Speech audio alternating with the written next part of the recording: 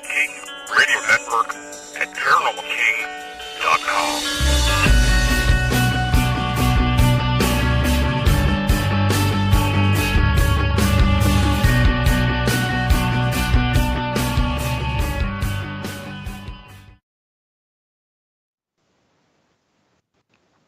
Welcome to the Paranormal News Insider for the week of February 12th, 2019, and episode number 384. And this is your host, Dr. Brian Parsons, and we are live on the Paranormal King Radio Network at ParanormalKing.com. And we're holding out. It's February, and I live in Northeast Ohio, and so yeah, the weather is not optimal. It's a little windy out here. It's a little windy out at the home. I guess you call it home studios. This is the one of the satellite studios here too. So bear with us. Hopefully we get through this together. It's the greatest thing about live radio. You never know what can happen. I've been on the radio when the power goes out. Sat here, talked to myself when Skype goes down, didn't know it for a couple of minutes. So you never know what's going to happen. We hope that we'll get the show through to you tonight. And tonight, we're going to be talking about, I've been putting this off for a while, probably about a month. Try to ignore it. But it's just like that, that Lego on the ground, or that piece of sock that just seems to go everywhere with you all over the house. It just won't go away. We're going to talk about that Utah video of Sasquatch. Going to finally address that. We're going to talk about, is that a UFO or blimp? And we're going to mention, I'll mention a little bit more about Project Blue Book. If you haven't heard, there's been an announcement about that television show over the weekend. And if we have some time, I'd like to kind of get into a little bit, thinking about this for a while, and I really haven't had time since Project Blue Book came out. I want to talk a little bit about UFO investigation methodology. So it's kind of like I'm going to have myself as a guest on the show and talk about my experiences as a UFO investigator and how it's a TV show. You can't really compare and contrast the two, but really what goes on for a UFO investigator, at least myself. I can't speak for other people.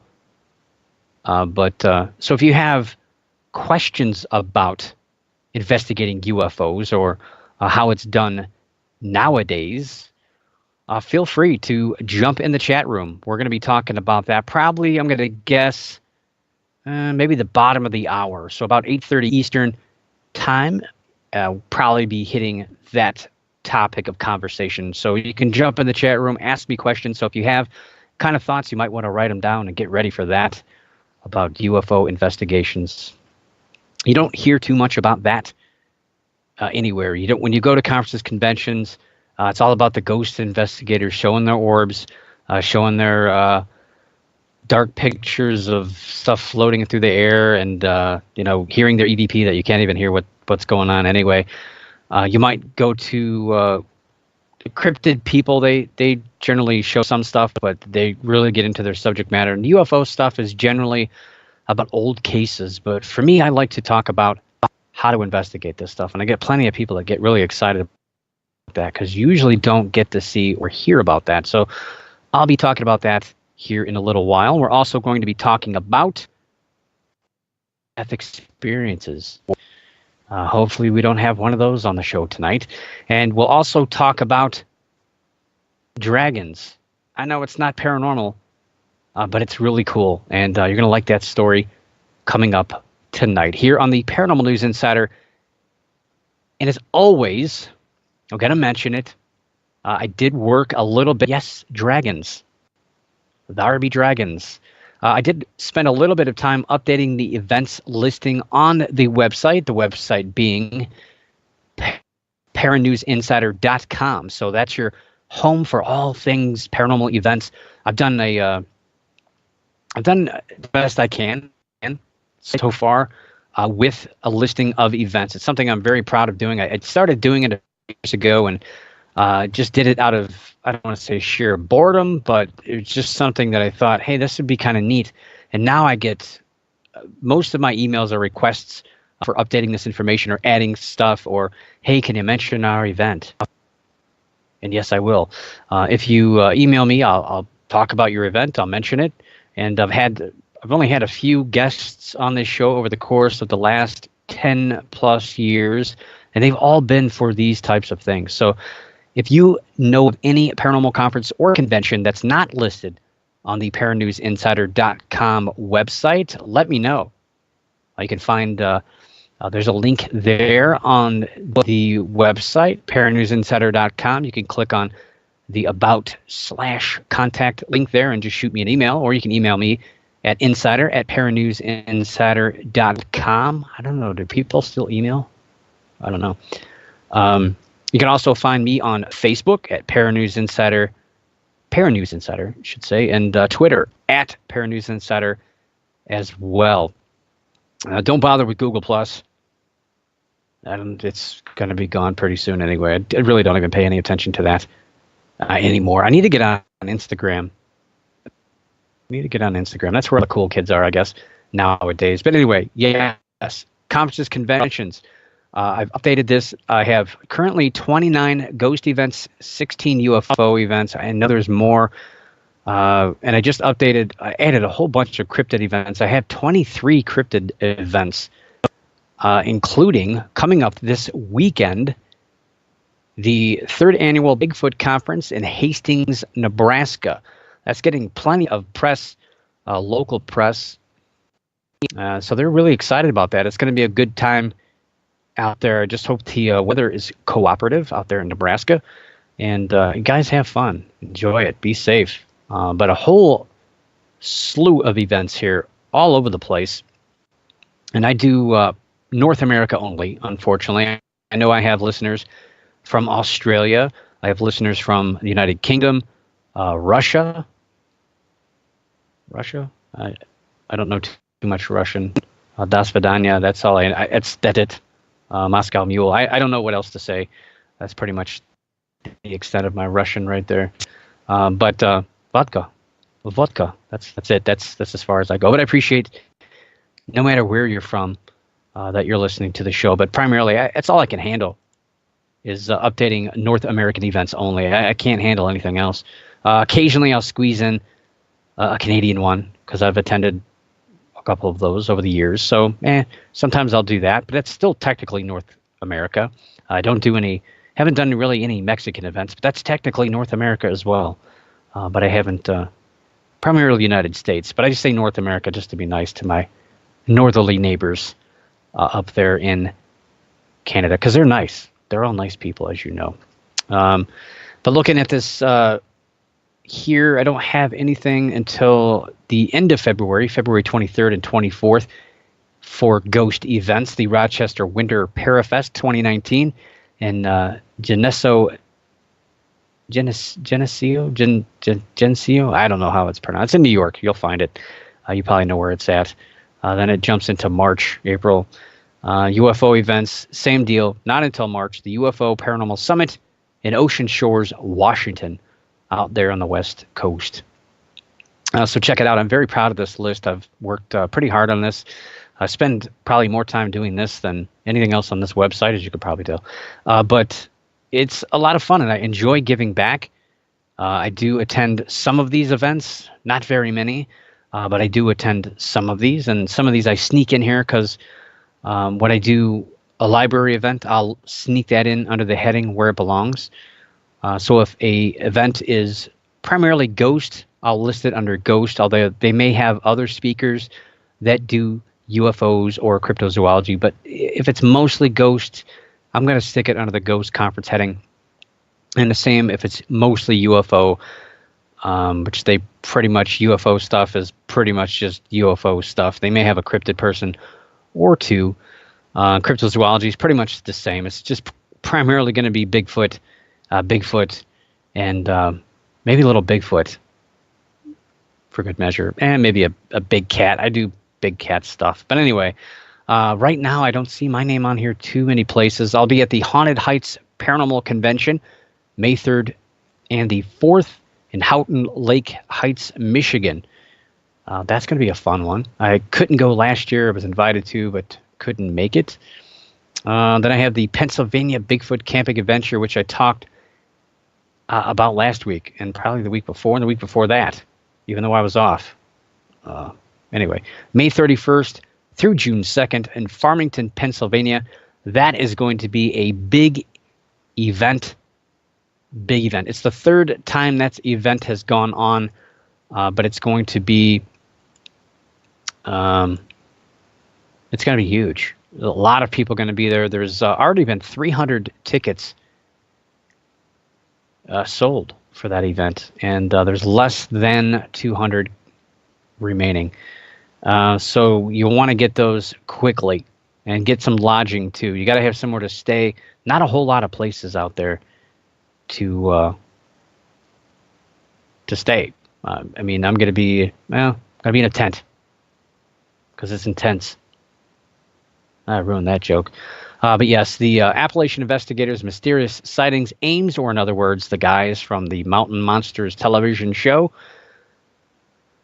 Let's see. Bill Brock hosted the television show Monsters Underground. Ken Gerhard, Dr. Jeff Meldrum, Cliff Barrickman of Finding Bigfoot, and just announced last week, Stacy Brown Jr. will also be there.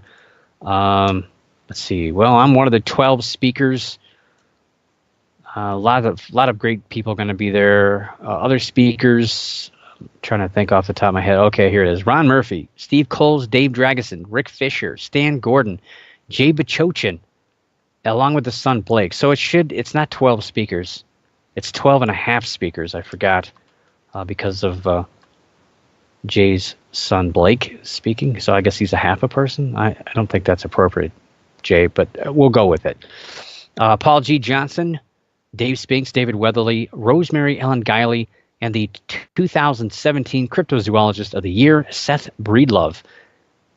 Yes, will be there.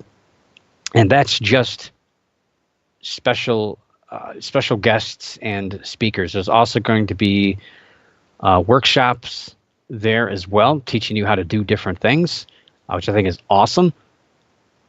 It's a very unique event. Others have tried to replicate this, but this is a one-of-a-kind event. Well, it's the third time this event has been on, but it gets better every time. And first time we did this, I thought it was awesome. I was freezing. It was very, very cold and very, very wet. But I had a very, very good time, and that was with very few big name people coming there. And then the following year we did it again.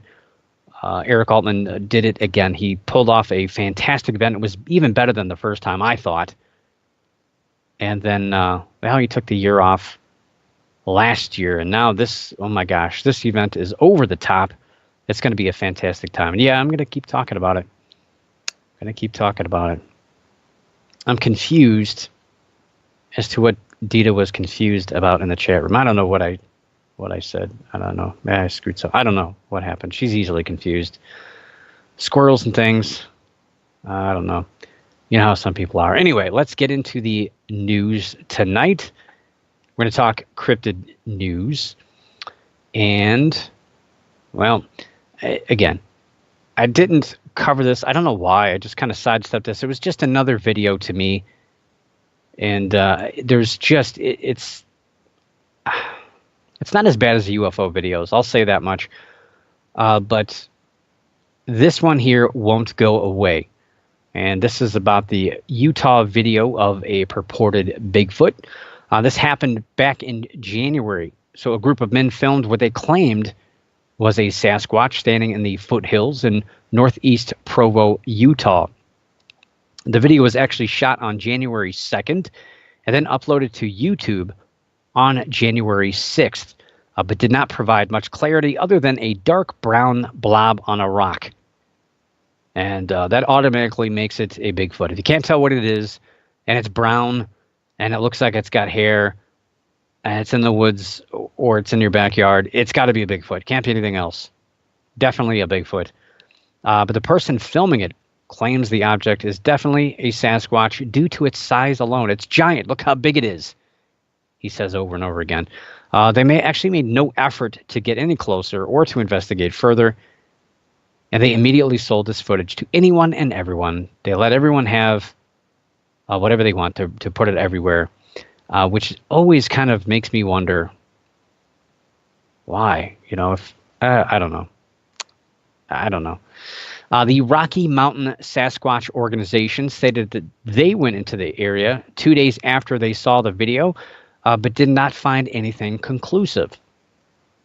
So was this a bear, a person, a Sasquatch? Well, we'll probably never know. And it's anyone's guess. And people are arguing about it. They're disseminating the video. They're zooming in and pixelating everything and claiming they see an arm or a leg or extra appendage or a baby. I don't know. People see what they want to see, I guess. Yeah, it's pretty much anyone's guess. And despite the headlines, there isn't any evidence that this was a Sasquatch or Bigfoot, other than what you see there and what they purportedly saw. But there was nothing else gathered. No footprints, no hair, no sounds, no nothing else.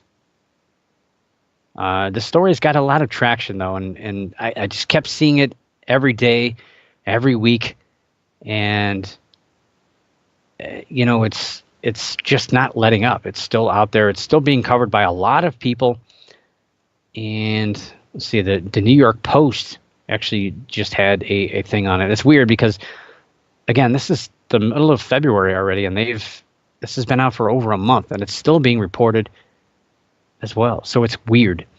And Utah itself has had a recently fairly rich Bigfoot sighting history, but obviously nothing conclusive other than these types of blob squatch videos. A couple stories have come out about Utah lately, the last couple of years. I mean, yeah, if it's in the news, it's got to be real, right? Everything is real news. There's no such thing as fake news. Yikes. Yeah, and I don't know. It's a video, and again, it's your interpretation because there's really nothing there that you can definitively say is one thing or another. You can't tell that it's a person. You can't tell that it's not a person. You can't tell that it's a robot. You can't tell that it's not CGI. And the camera was a pretty decent camera. They had it zoomed in very, very well. But I don't know how they would know exactly how big this thing was because they said, look how far back it is on this rock. But they never went. I mean, 101, first of all, you send somebody up there, you go up there and you film, and you try to find some sort of evidence. Number two, you would place somebody where you think they were standing, and then you go back down and film from that angle to really see how big that thing really was. Maybe it wasn't as big as you think it was. Maybe it was short. Maybe it was bigger than a person. Maybe it was a Sasquatch-sized creature. Then you can communicate via cell phone and have them move around or whatever you have to do. I mean, come on. Finding Bigfoot does it. You should be able to problem solve that much. Anyway. Yeah. So, yeah. Okay, I've got the link here. And again, it's another perk of being live in the chat room. You get up to the minute fresh links thrown at you in the chat room so you can read about these stories. And don't worry if you're not in the chat room. I get it. You got things to do. Or you're listening to me on Wednesday morning or Wednesday night. Maybe you're driving to work on Wednesday morning listening to the show. I appreciate you. And watch out. You almost hit that tire rolling down the street there, down the freeway. But you're okay. You're good. Keep driving. Yep. But I know you can't always make it, and some people will listen to the show after it's been posted on their podcast of choice. I get that. But never fear. Never fear. Not that you had fear anyway, but I will be posting these links afterward on the aforementioned social media networks, Facebook and Twitter. So I'll sprinkle those throughout the week so you're not inundated with 10 emails or 10 notifications or 10 links all at the same time. I spread them out through the week. to make it simple for you. So you have to wait, and I pretty much sprinkle them in the same order in which I talk about them, unless something is big. I got to move them around. So anyway, we're going to jump into UFO news, and I mentioned Bigfoot videos. Well, UFO videos, they certainly caught up to the vast number of ghost videos that proliferated the internet back in the mid to late 1990s. It was pretty much all you saw. And then UFO videos kind of started to take foot. And then, Bigfoot videos have been sprinkled in here and there. They're not as frequent, I don't think. In my opinion, I think UFO videos have seemingly taken over the paranormal as the number one form of proof of something existing through these videos, even though there's really no proof of them existing at all yet. Back in the early days of UFOs, photographs and videos, one might blame Venus or maybe even swamp gas. That was the big explanation a long time ago. Well, today it seems like the leading causes are drones, airplanes, and maybe the Goodyear blimp. A viral video of a UFO over Tijuana sparked fear and interest with over 700,000 views of a video of an incident over Tijuana. Well, it didn't take too long to figure out that the Goodyear blimp was the object, although many view this as an obvious find. And some think it was a cover-up or misinterpretation. Maybe a UFO just made itself look like the Goodyear blimp. Right. Makes perfect sense. The folks covering the Goodyear blimp on Twitter have always been quick to address these videos when they pop up, and even then are always letting everyone know where they're at. And they actually enjoy it when people take pictures of the craft when it flies over. It's an art form. A response to a tweet by UFO of Interest, which exposed he's always exposing videos as an attempt at fraud, is this Twitter response or this tweet. What is that? So you tweet, but is your response a tweet? Should be a quote, or I don't know what. Anyway, it reads, quote, "It's like the old saying goes, if it looks like the Goodyear blimp and flies like the Goodyear blimp and it's hovering over an event the Goodyear blimp is covering, call it a UFO anyway and get those clicks," unquote. It's not so much about money sometimes. A lot of times it's just about 15 minutes of fame. People want attention and they'll get it any way they can.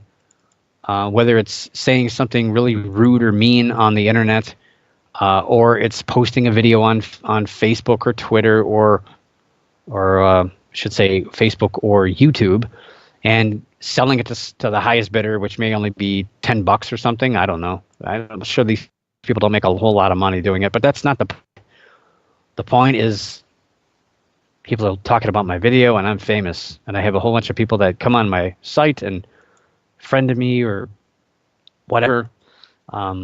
People like that attention. Money is the additional thing here, but I think really it's about 15 minutes of fame. So in the chat room, I've just posted the kind of a screen cap of that tweet exactly. You see UFOofinterest.org, which they do a fantastic job breaking down UFO videos. It's a full-time job. It really is. If I just focus just on UFO videos, it would be a full-time job. It really would be. I don't have the time for that though. So thank goodness he does, and he does a good job. But I love the Goodyear blimp. Well, I shouldn't say the Goodyear blimp, how it reacts to it, because the blimp is not really a living, breathing creature. The people behind the Goodyear blimp, when they respond to this stuff, and this is very, very typical of their responses. Call it a UFO anyway and get those clicks. It's exactly how they kind of put things in perspective. Gotta love it. And they're used to it. They get a lot of that. The blimp is frequently looked at as a UFO a lot. I've talked about stories. I think it was late last year, a guy down in North Carolina did the same thing. So an article appeared on the International Business Times India news website yesterday with the headline, quote, cigar-shaped UFO in California pulls alien buffs to frenzy. Skeptics call it a blimp. In the article, they reference a February 8th sighting by a California resident, which was then reported to MUFON, the Mutual UFO Network. Again, a quick search reveals that the Goodyear blimp was in the area at the time of the sighting. And so it's an easy explanation. It was there. It's the exact same shape, and it actually, the thing in your picture, you can, if you look at it at the right moment, you can see that it says Goodyear on the side. I mean, you can tell it's pretty much the same markings. It's just tiring to hear the same thing over and over. But, you know, for me, I'm very fortunate because I grew up in Northeast Ohio, and Akron, Ohio is the home of the Goodyear blimp, and I frequently saw this at a municipal airport down the street from where I lived. I've seen it. I've been very close to it. The old school ones, the gray ones, they were gray with the black writing on it, and the new ones too. And I go kayaking at the there's a little lake right there where they keep the blimp in a hangar, and you can see it. It's like right there. So it's pretty cool to see it quite frequently. And some people don't really get to see it much at all, or have never seen it. And I'll be honest, when you first see it for the first time, and I've seen it in weird times of the year when I wasn't expecting it. So when you see it, you kind of wonder, wow, what is that? But it doesn't usually take me too long to figure out what I'm looking at. But yeah, it can be a scary sight if you're not sure what it is. But if you're close enough to see it, you're generally close enough to figure out what it is, especially if you see it, its profile, it moves sideways. You could tell it's a blimp. And I've seen other blimps, not just the Goodyear blimp. I've seen other ones. But yeah, it doesn't usually take too long to figure out what it is. So the weird thing about this article, I was kind of turned off by the way it was. The headline was, "Oh, skeptics call it a blimp." So it kind of seems like it's pro UFO, that this story is definitely about an unidentified flying object. But then the article finishes with it admitting that the sighting is more than likely the blimp. And it also gives an example of a UFO sighting in Mississippi that turned out to be a blimp as well. So I thought that was kind of weird that it's just clickbait, I guess, clickbait. And if you're wondering, and we'll find out the following week, if I'm talking about UFOs over Florida next week, well, you're going to know, because the Goodyear blimp will be in the Miami area this coming weekend, covering the Daytona 500 NASCAR race. So if you're into that stuff, you're into going around in a circle all day long, yeah, the blimp will be there, down in Miami.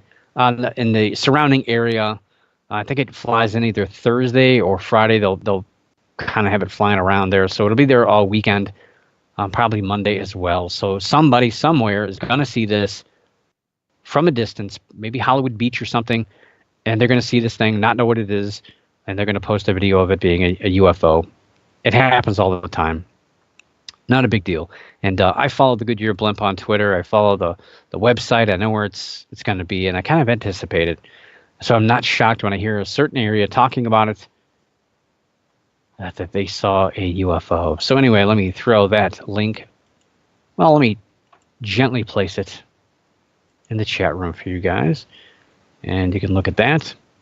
And we're going to stick with UFOs here for another couple minutes. We're going to talk about Project Blue Book. So if you've not heard about the big announcement for Project Blue Book, well, don't worry, I've got it here for you after these commercials.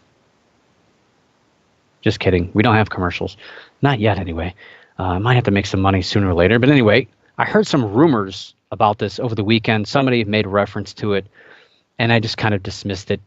But it's true. I've finally seen it. And it was weird because somebody said something on Friday. And I was like, I don't know. We'll wait till Monday. And then it was officially announced on Sunday, I think. Pretty sure it was Sunday. The Robert Zemeckis produced UFO drama Project Blue Book, produced by A&E Studios, that appears on the History Channel, has been renewed for a second season. So what does that mean? Well, the first season is officially halfway over.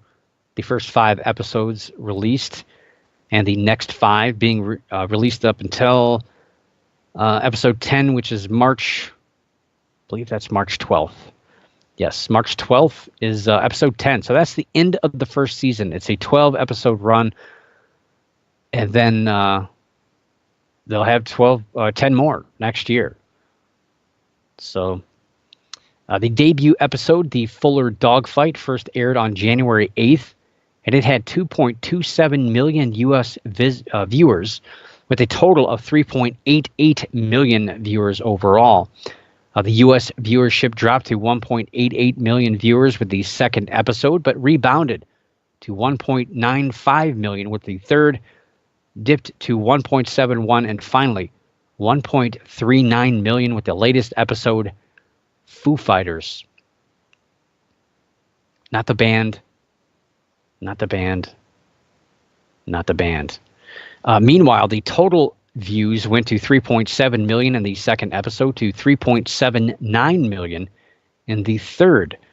So far, the fourth and fifth episodes have not had the total viewers numbers released from what I've seen over the weekend. But A&E seems very confident that this show will continue to bring in the viewers for another full season, despite only half of the first year's episodes being released. So they're pretty confident that this is going to finish strong.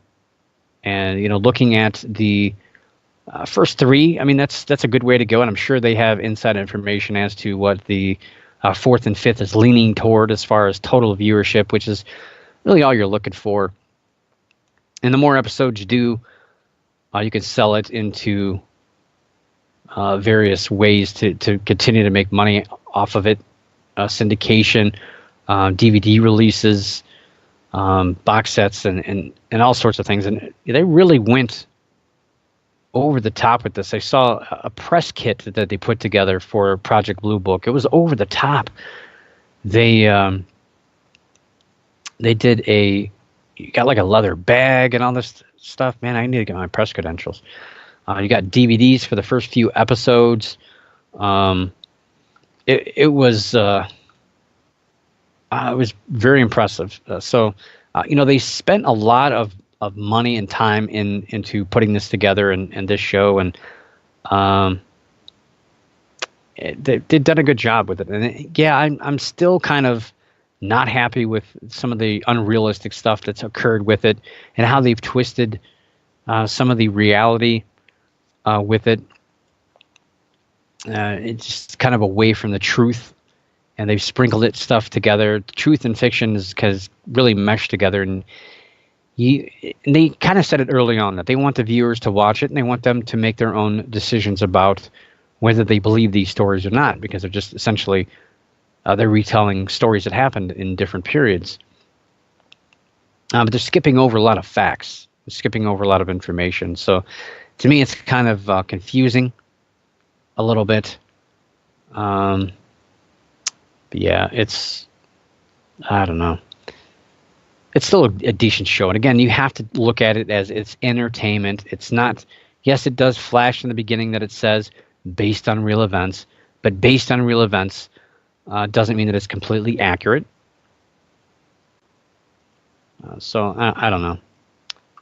Yeah, we'll continue to watch it. I'll watch it, and I'll see what happens here. But anyway, I hope you enjoyed that show. I don't know how much anyone out there has watched it. I know a lot of people have stopped watching it after a few episodes, but I think it's very, very entertaining. And since the show's come out, I've had a few people ask me about UFOs and UFO some UFO information about how to investigate them. And I wanted to kind of talk about it a little bit on the show, but the show's been pretty packed when I have them on. So I really haven't gotten too much of a chance to talk about it too much. I just remembered. Yes, June 24th. I know this is totally, I'm like a cat tonight. I'm all over the place. June 24th, I'll be at the Pickaway County Public Library in Circleville, Ohio, and I will be talking about UFOs. So UFOs continues maybe to be a bigger thing, and maybe I lucked out and got in there at the right time, because if this Project Blue Book show continues to be popular, then who knows, it could peak out and people will really be interested in that as well. And I started out as a ghost investigator over 20 years ago and got really hooked into ghost investigations, and really wasn't too involved in anything else, but I slowly but surely got involved in other aspects, I guess you could call it paranormal stuff. So other aspects of the paranormal, and I don't know which one I really jumped into first, but I did start to notice that there's some correlations with UFO sightings and UFO stories that were with ghosts. ESP, psychokinesis, different things that seem to kind of tie the two together. And I thought, well, why are these two things related here? And then when I got into cryptozoology, I noticed the same thing, that there's a little bit of common things that kind of tied the two things together, or the three things together. There's just some commonalities there. Question in chat: any exorcisms? Not any that I've performed, or any that were performed on me, at least that I'm aware of. When I was younger, I did have a couple of blackouts. I don't remember what happened. It was after a night of drinking. But no, I don't really do that stuff. I do have a good friend, Dave Considine, who would swoop in and take care of those for me if I did have a situation like that. So, I'm not really. It's not really my thing. I'm not really not trained to do that, nor do I really support that, because I think a lot of people who are claimed to be possessed, or people who think another person is possessed, may actually be suffering from a mental disorder, a mental breakdown. And mental disorder is nothing derogatory or negative. It happens to everybody. Well, I shouldn't say everybody, but it happens to a lot of people. It may happen to everybody in a variety of percentages. We all have breakdowns. We all have stress that gets to us, and that could be considered a mental disorder to some extent. But some people, they get a little sideways sometimes, and other people take it as, oh, something has invaded you. I could go down that road. I do think that people do become, I don't want to use the word possessed, but I think hauntings, residual energy, or maybe even negative energy, or something that's happening in the house that's causing them to see or perceive things, could be CO2 poisoning, or just bad air, or it's what else has been known? Mold has been known to cause hallucinations, but also emotional changes.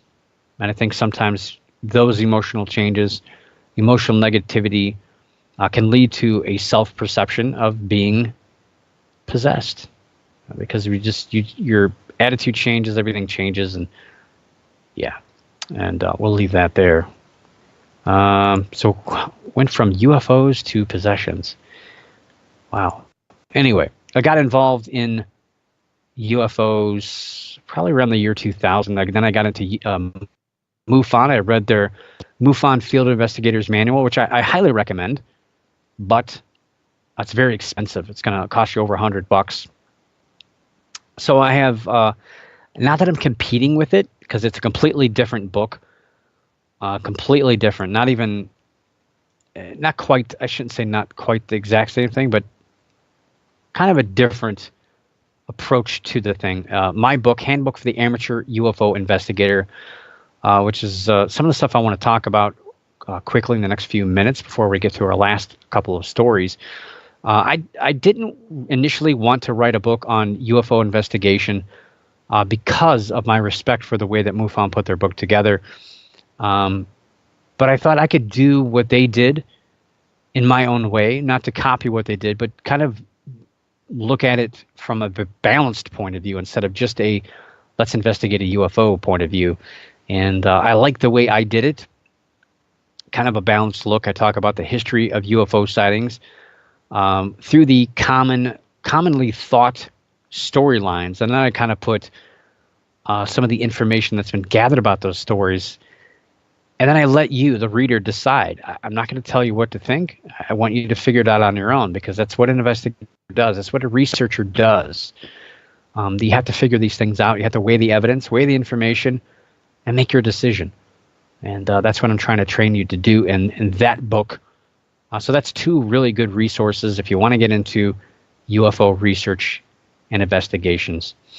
And I got to say, I really like how Project Blue Book goes about trying to investigate, I guess you could call it debunking a lot of these stories.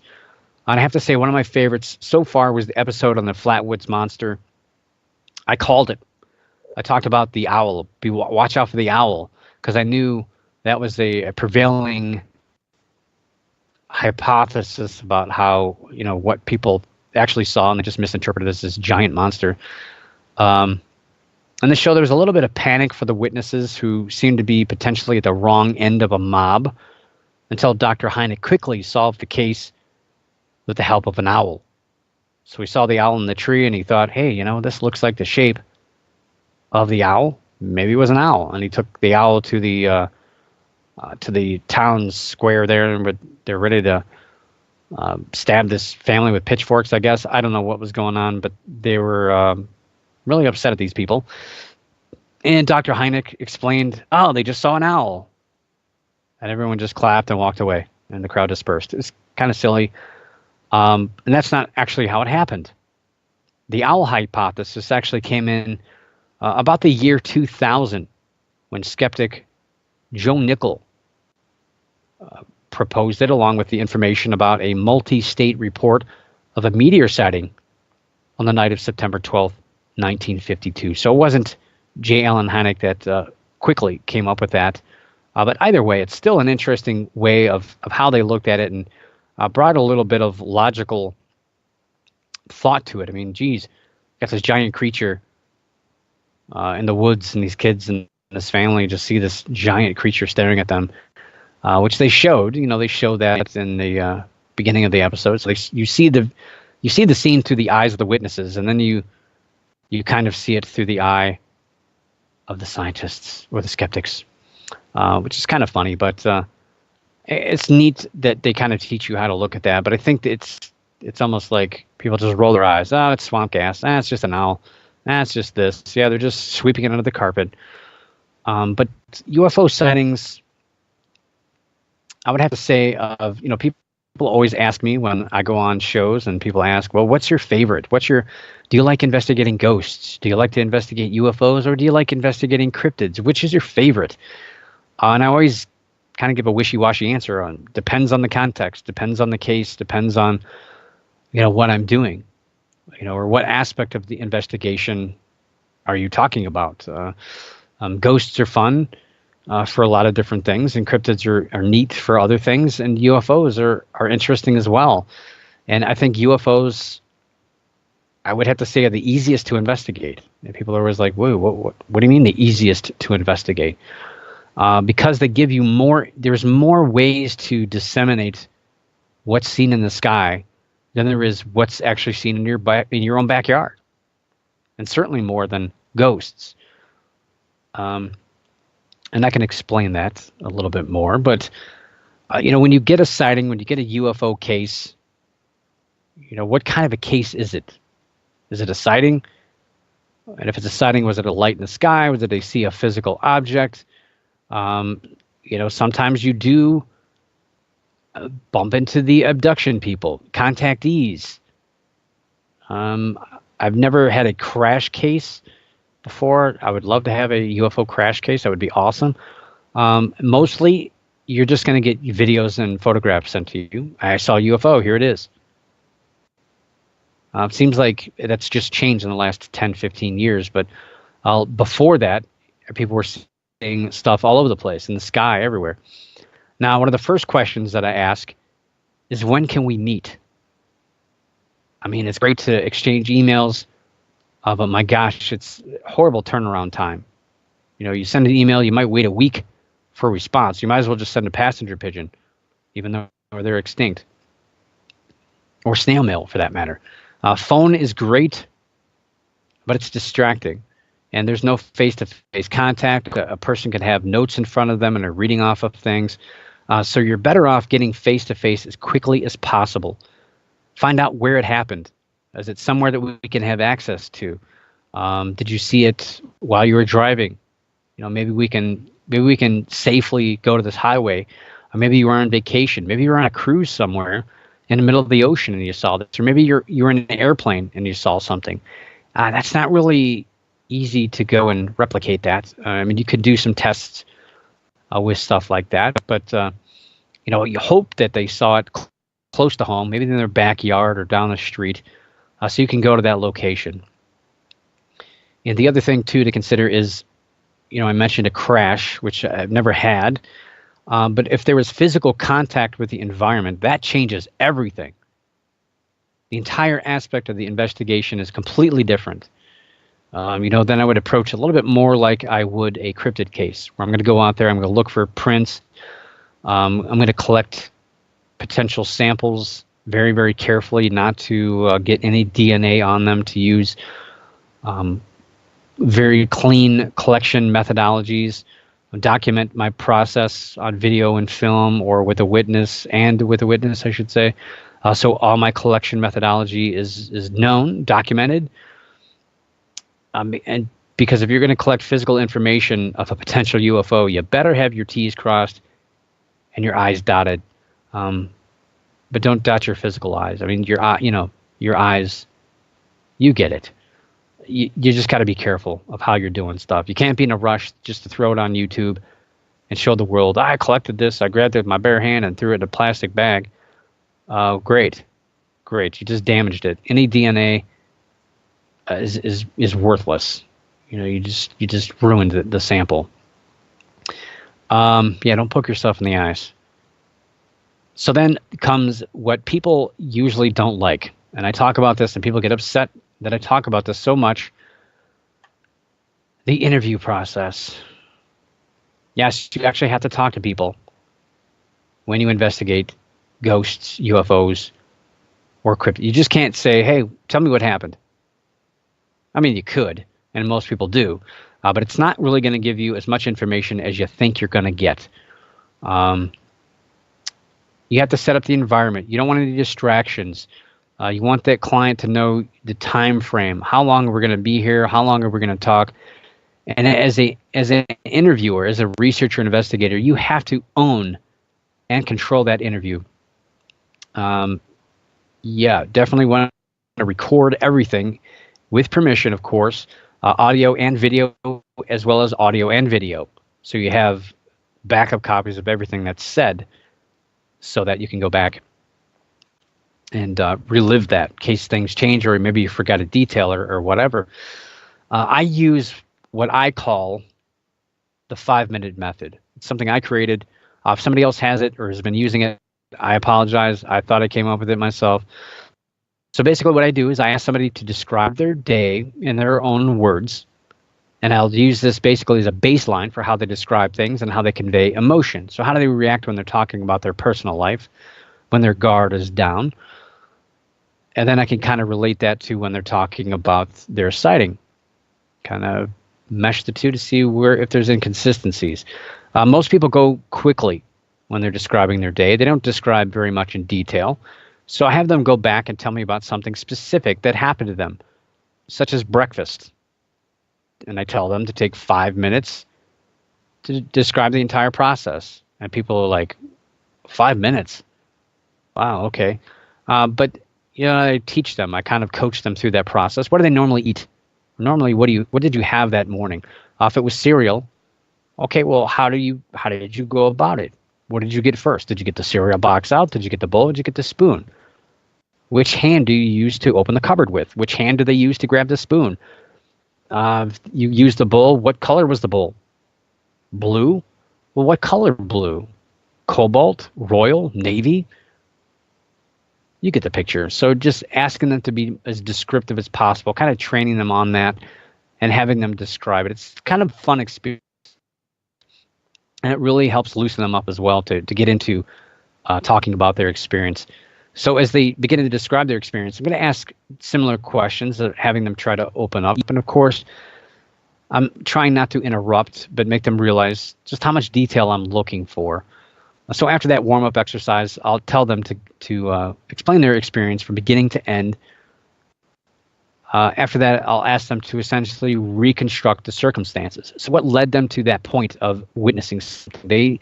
People usually say, well, I was out walking the dog, then I looked up and I saw this bright light in the sky, and I had to wipe a tear away because it was so bright. Okay, so then I'll let them tell the story, but then I'll go back and, okay, set it up. So you took your dog out for a walk, but go back before that. What were you doing before you took the dog out? Were you sleeping? Were you on the couch watching TV? Were you on the computer doing things you weren't supposed to do? What were you doing? And so just to kind of set the context, because there may be things that may have led to them not really being able to perceive their environment. If there are things I'm not sure about or I think that they're not sure of, I'll ask them to focus on that one part of the experience and just really kind of go over it a little bit more. I may even ask them to describe certain things from a different perspective or a different vantage point, which can actually help the memory jar things loose at times. So this part of this process, it's based on, again, my experience in the ghost field for over 20 years and just interviewing people, as well as a method called the cognitive interview, which is what the police, FBI use to interview subjects who have seen things. I mean, a lot of people just want to hit the door and just set up equipment and start looking for ghosts, get out in the woods, start beating on trees, looking for Bigfoot, or just start searching the skies, maybe use a laser pointer to try to contact a UFO. But the interview or the person's story is the most important thing. I mean, are you really there to investigate a UFO? No. You're there to investigate their story. So that's why an interview is so important. Now, can we prove that somebody saw a UFO? No. But we can provide them with potential logical solutions that maybe they actually saw. And we can never take their belief of what they saw away from them. We might convince them of a logical solution, but they're going to be the only ones that can change their minds. We can't do that for them, nor do we want to be the one that forced them. We want them to come to that conclusion on their own, which most times they won't. UFO investigations offer us something we can't do in the ghost field or the cryptozoology field, like I started to say before, and that's actually recreate the scene. That's right, in the UFOs, you can recreate the scene. What am I talking about? I mean, there's no known ways to validate or confirm a ghost is present, and a cryptid may make a mark that Mother Nature is more than likely going to erase, usually pretty quickly. With UFOs, we have multiple resources to recreate what a person might have seen and maybe help provide a logical solution. Again, it's not going to prove that they saw a UFO. So if we know where they saw the thing, we can use historical weather to determine maybe there was storms going through the area. Heavy winds might have blown things around. They might have misinterpreted something that way. You can have access to radar data, flight tracker data, historical data to airplanes in certain areas in certain parts of the world. Satellite position data, so if they saw something at night and at a certain time of night, it can tell me maybe they saw an iridium flare. They saw essentially a high altitude piece of metal turning in the sky that reflected sunlight down, and maybe that's what they saw. We can find those data readily available on the internet. We can also look at star charts, other celestial information, such as planet positions, comets, and other phenomena that may have occurred at those times. We can look at AMS data, American Meteor Society information of meteor sightings all over the world, and determine what angle people might have seen them from. So we can build an image of the sky if we know the direction, we know the time somebody saw something. We can really paint a picture of what they might have seen. And again, you can't really do that in any other paranormal field. So that's why I like UFO investigations better. So anyway, moving along. I got a couple more stories I want to cover real quick. Want to talk about near-death experiences. This was a really interesting article, and I've really struggled to find any good ghost news to talk about here on the show. And I guess the way to get to the bottom of the question of what causes near-death experiences is to answer what happens to not just the body, because we know the body just shuts down. You don't just die, by the way. There's no off switch to the body. Different parts of your body die at different times. I know it's not something that people want to think about, especially before you go to bed. But yes, the body starts breaking down and dying at different times. It can take quite a while sometimes. But not just the body, but the brain. But also the mind and our perception of the world and our bodies, which is known as consciousness.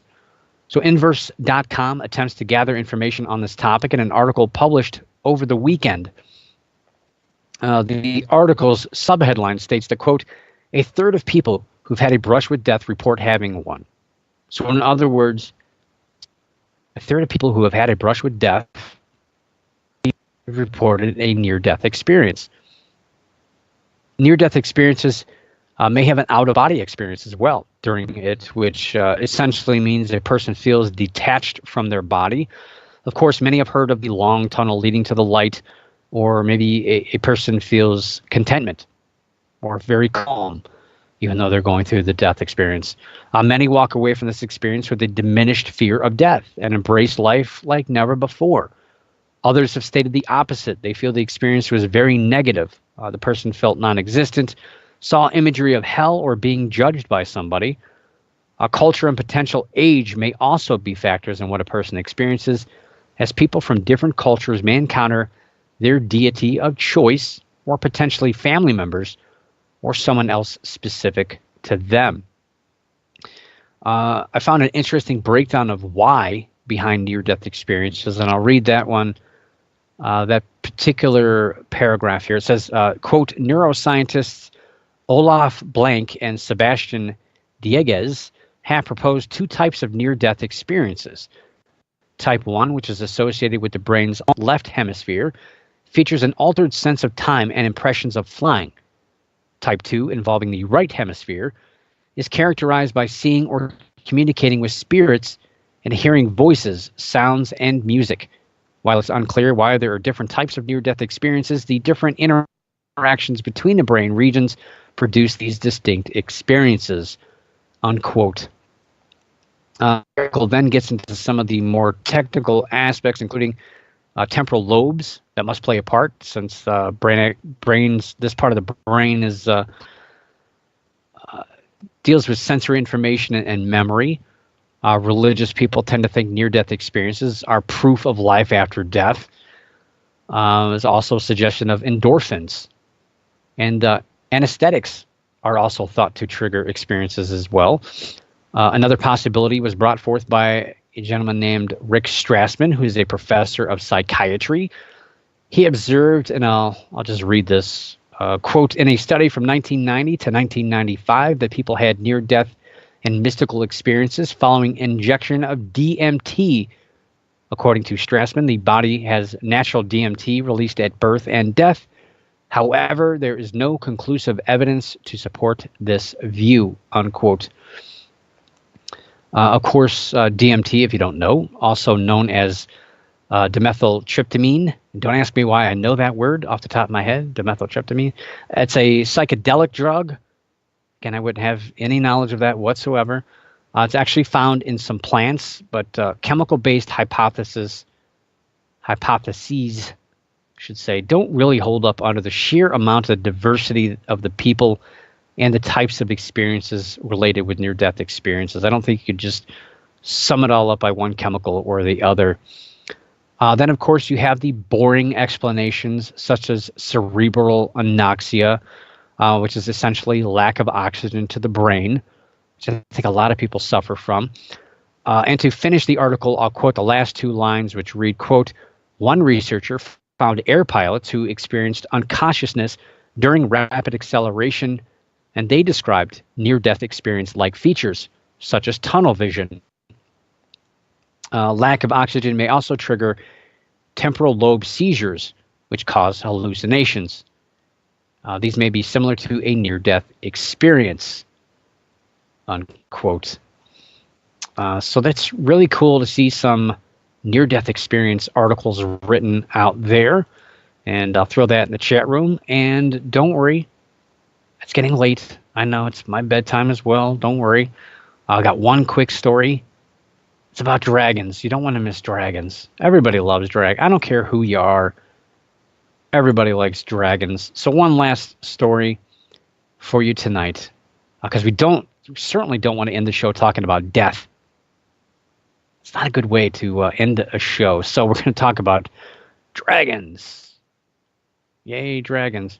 Let's see. So meanwhile, in the United Kingdom, North Wales police are warning drivers on the lookout for a creature that might make driving conditions dangerous. The creature? Yes, a 25-foot-long dragon. A real live dragon is on the loose in North Wales. And it's been seen along the A5 with its 12-foot wingspan. If you don't believe me, which I know you don't, actually have a picture. Yes, a picture of a dragon. Somebody was able to get close enough to this thing and take a picture. You're not going to believe this. And if you're in the chat room, get ready for this. This is real. This is a real dragon. It's a real picture. Really happened. There it is. Yep.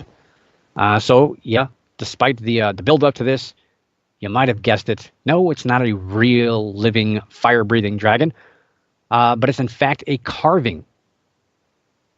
A 30-inch diameter branch, I guess that's like a log, had fallen, and Simon O'Rourke, an illustrator and chainsaw carver, created the dragon in a spot where the mighty oak branch fell on a hill along the road.